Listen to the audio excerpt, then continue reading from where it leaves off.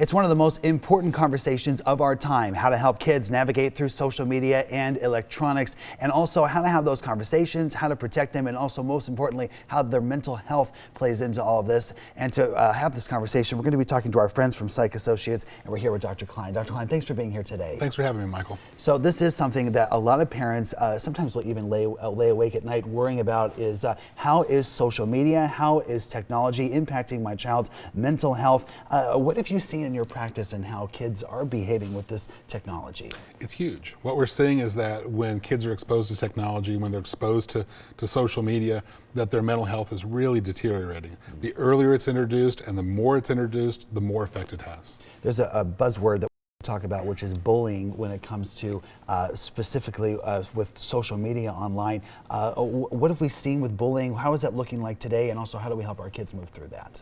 Well, what we're seeing with the bullying is that it's still there. It's there now. It doesn't just have access to your kid while they're at school. Because of social media, it has access to them 24/7. We're seeing children afraid to put down their phones at night because they feel like they need to know what's being said about them. What a horrible way to live. Yeah, it's horrible. It's horrible. It's also the cause of a lot of anxiety. And so how do we begin to help kids with that, Dr. Klein? Well, first, delay the social media as long as you can. Delay giving them these phones, letting them have access to these things. And then secondly, put good parameters around it.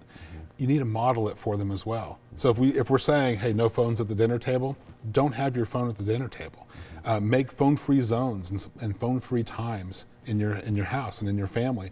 So rather than, hey, whether they're going to be playing on a phone, put it down and say, hey, during this time, we're going to go play a game together. We're going to go outside. We're going to take a walk. We're going to have these experiences as a family that are actually going to grow them and help them to feel better about themselves. For kids that maybe need that extra step, maybe they are addicted to social media, they're addicted to their phone, or maybe even they've experienced bullying and they want to take that extra step. Talk about some of the therapy options you have available. So lots of our therapists can handle these things, but we have one in particular, and she just finished some training that specializes her in dealing with social media or electronics addiction.